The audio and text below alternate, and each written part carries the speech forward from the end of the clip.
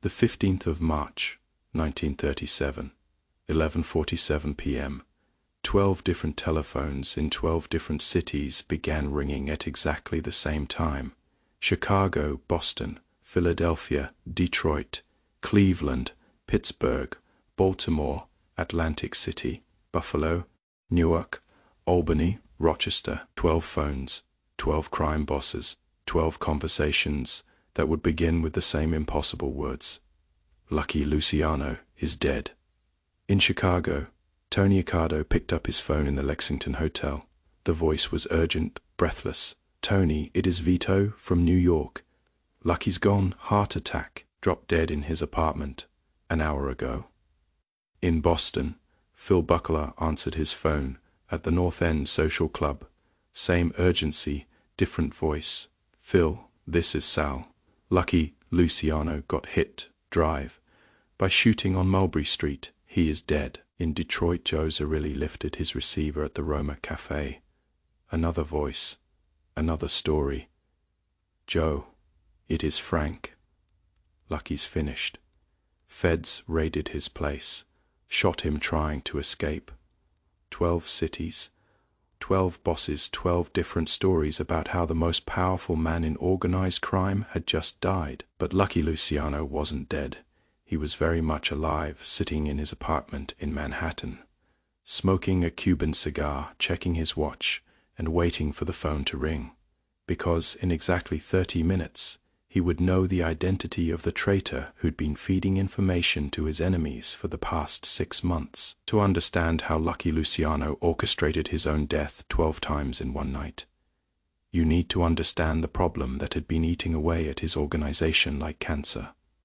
Someone was talking, someone close, someone with access to the Commission's most sensitive decisions, was selling information to rival families, to federal agents, to anyone willing to pay. By March 1937, Lucky Luciano had built the most sophisticated criminal organization in American history. The commission he'd founded 6 years earlier had brought peace to the underworld, ended the blood feuds that had plagued organized crime for decades. 5 families, equal votes, disputes settled through discussion instead of bullets. It was democracy for gangsters, and it worked. But democracy required trust, and trust required loyalty. And loyalty, Lucky had learned, was the rarest commodity in a world built on betrayal. The leaks had started small. A federal raid that came one day too early. A shipment of bootleg whiskey, intercepted at exactly the wrong time. A meeting location that somehow ended up under surveillance. Each incident could be explained away. Bad luck, sloppy security, the cost of doing business in a world where everyone was watching. But Lucky Luciano didn't believe in coincidences. He believed in patterns. And the pattern he was seeing told him that someone in his inner circle was playing a dangerous game. The problem was identifying who. Lucky's organization had grown beyond anything the underworld had seen before. Hundreds of soldiers, dozens of lieutenants, connections in 12 major cities. The traitor could be anyone. A trusted capo looking to make extra money. A federal informant who'd been turned. A rival family's planted asset. Finding one traitor among hundreds of potential suspects was like finding one poisoned grain of rice in a warehouse full of bags. Lucky needed a trap, but not just any trap. Something elegant. Something that would expose the traitor without alerting them that they'd been discovered. Something that would let him control the information flow while appearing to be the victim of it. That is when Lucky Luciano did what he always did when faced with an impossible problem. He didn't try to solve it. He redefined it. Instead of trying to find the leak, he would create 12 different leaks. Instead of trying to plug the hole, he would turn the hole into a weapon. Instead of being the victim of betrayal, he would become the architect of deception. The plan was simple in concept, diabolical in execution. Lucky would fake his own death, but he wouldn't tell just one story. He would tell 12 different stories to 12 different people. each story unique, each story containing specific details that could only come from specific sources. Then he would wait to see which story reached his enemies first. Whoever was feeding information to the outside would naturally rush to report Lucky's death, but in their haste to deliver the news they would reveal themselves by repeating the specific version they'd be, like a fingerprint, like a signature, like a confession written in the language of leaked intelligence. Lucky spent 3 weeks setting up the operation. He identified 12 key lieutenants in 12 different cities, each representing a different branch of his network. Tony Accardo, in Chicago, represented the Western operations. Phil Buckler, in Boston, handled the Northeastern Territory. Joe Zerilli, in Detroit, managed the Midwest connections.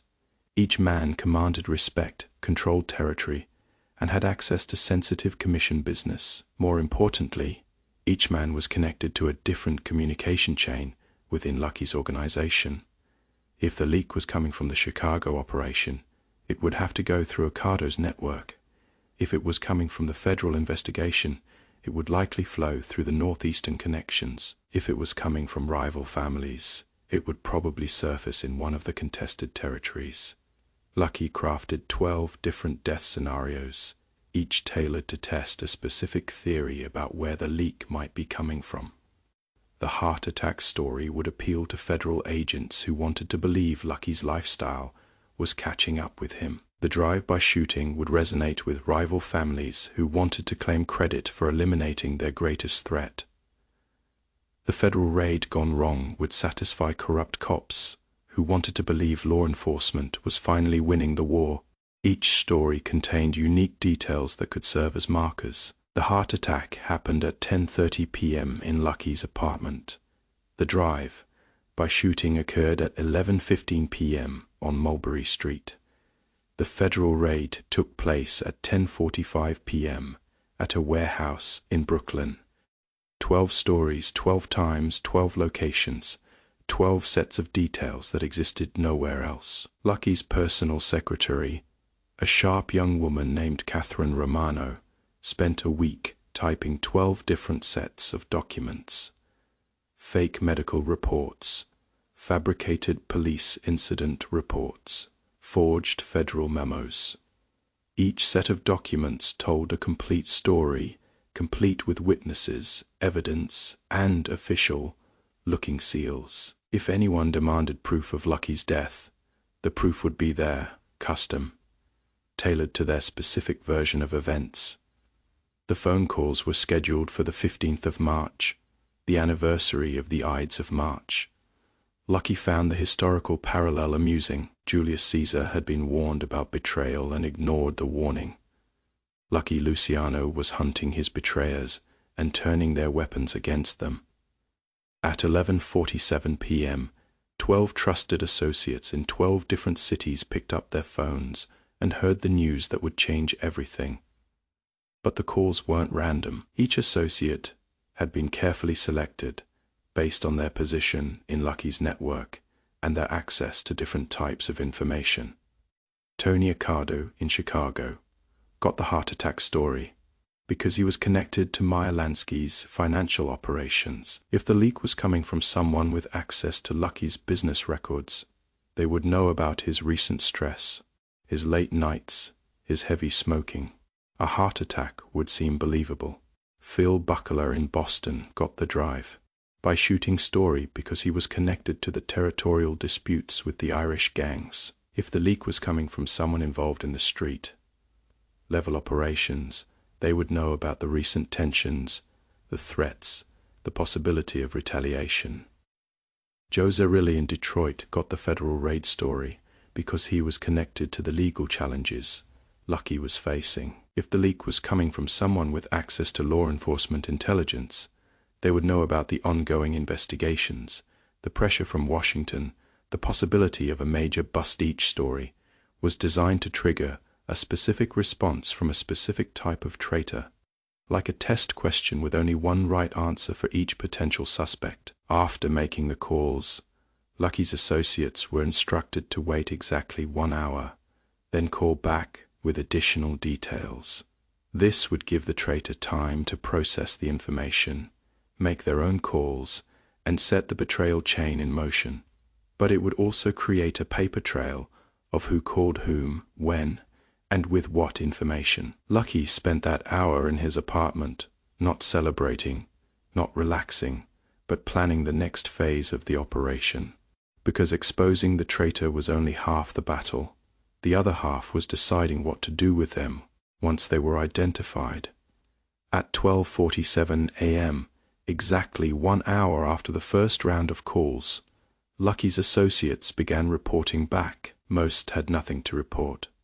No unusual activity, no suspicious calls, no signs that their versions of Lucky's death had triggered any external interest.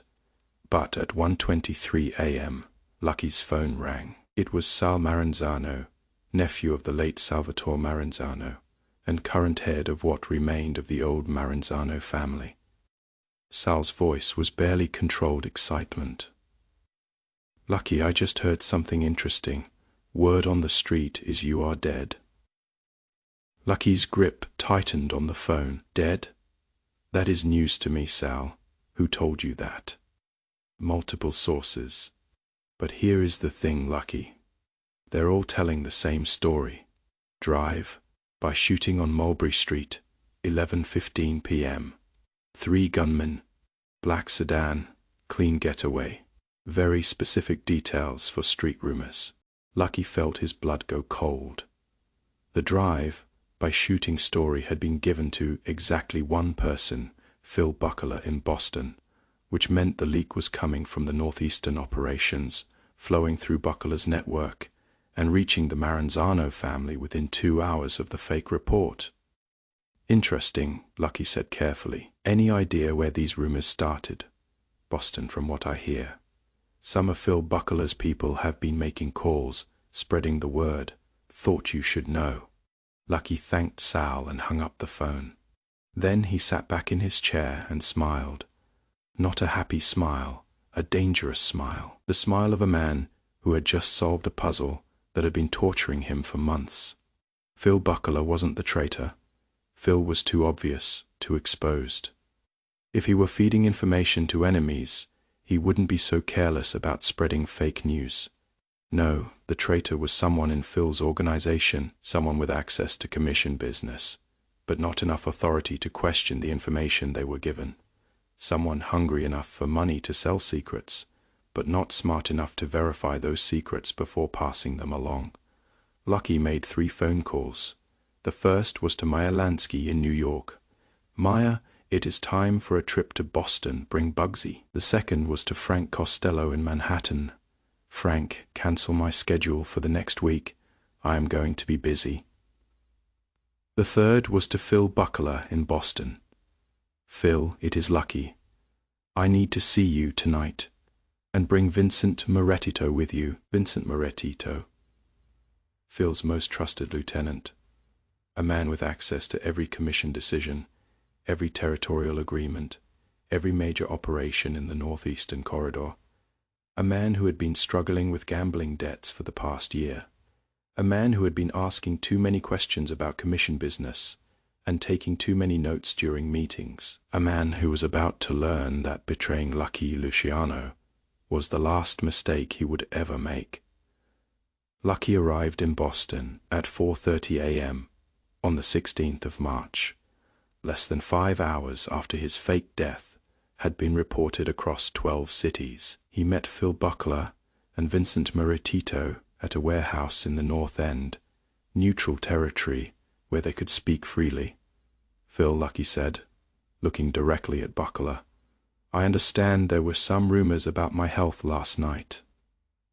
Phil shifted uncomfortably. "Lucky, I can explain."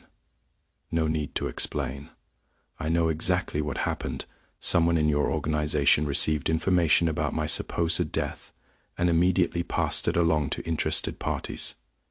The question is who?" Vincent Morettito had been silent since Lucky arrived, but now he spoke up. "Lucky, with all due respect, rumors spread fast in this business. Could have come." Lucky turned to look at Vincent, studying his face. watching his body language, noting the slight tremor in his hands, the way his eyes kept darting toward the exit. You are right, Vincent. Rumors do spread fast, but detailed rumors, specific rumors, rumors with exact times and locations and witness descriptions, those don't spread, those get sold. I don't know what you are implying. I am not implying anything. Lucky interrupted. I am stating facts. Last night at 11:47 p.m., Phil received a phone call informing him that I had been killed in a drive by shooting on Mulberry Street at 11:15 p.m. By 1:20 a.m., the Maranzano family in New York had heard the same story with the same details from Boston sources. That is less than 2 hours for information to travel from Boston to New York and reach a rival family. Lucky walked closer to Vincent. Now, Vincent, you've been to enough commission meetings to know how we handle security. You know that operational details don't travel outside the family structure without authorization. You know that time-sensitive information is compartmentalized to prevent exactly this kind of leak. So either Phil here has been running a very sloppy operation, or someone in his organization has been running a very profitable side business. Phil Buckler's face had gone pale. He was beginning to understand what Lucky was suggesting. Vincent, you want to tell me something? Vincent's composure cracked. The tremor in his hands became visible, shaking. Phil, I swear, I never. Vincent, Lucky said quietly, let me save you some time. We know you've been feeding information to federal agents. We know you've been selling commission business to rival families. We know about your gambling debts and your need for quick money. What we didn't know until tonight was how to prove it. Lucky pulled a piece of paper from his jacket. This is a transcript of a phone call made at 12:45 a.m. this morning from a payphone in Boston to a known federal informant in New York.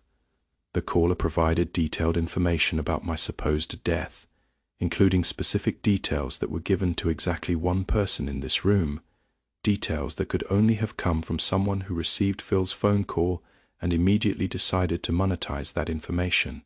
Vincent tried to run. He made it 3 steps before Maya Lansky and Bugsy Siegel stepped out of the shadows where they had been waiting. Vincent froze, looked around the warehouse, and realized that every exit was blocked. Vincent, Lucky continued conversationally, I want you to understand something. The phone call you made last night, the information you sold, it was all fake. I am not dead. I've never been healthier. You just risked your life to sell information that was worthless. Vincent's legs gave out. He sank to his knees on the warehouse floor. Lucky, please, I can explain. The gambling debts, my family, I was desperate. I know you were desperate, Lucky said. That is why you made such an excellent test subject. Desperate people make mistakes. They act without thinking. They prioritize short-term gains over long-term consequences. They forget that in this business, trust is the only currency that really matters. Lucky looked at Phil Buckler. Phil, Vincent worked for you. This is your decision.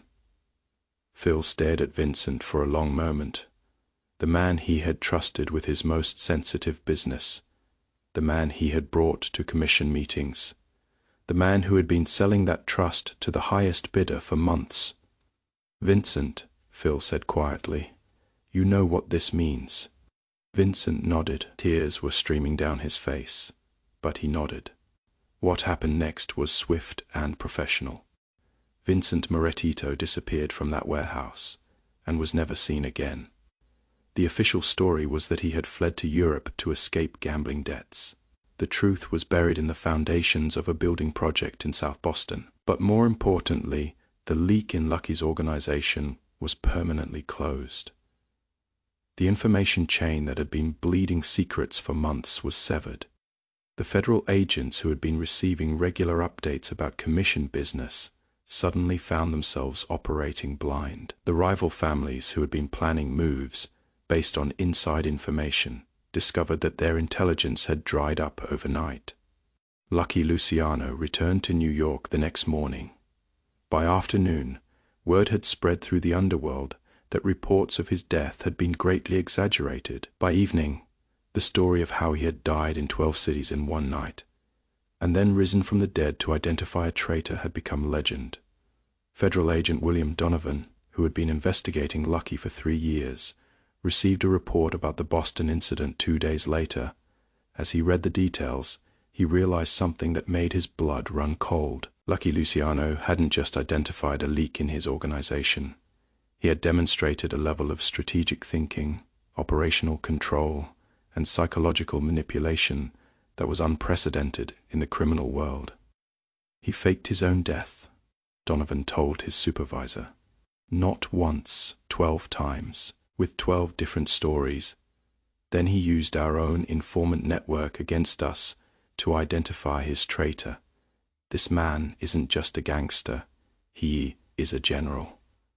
The death and resurrection of Lucky Luciano became a watershed moment in organized crime. It demonstrated that the Commission wasn't just a loose alliance of crime families, but a sophisticated intelligence organization capable of conducting complex psychological operations.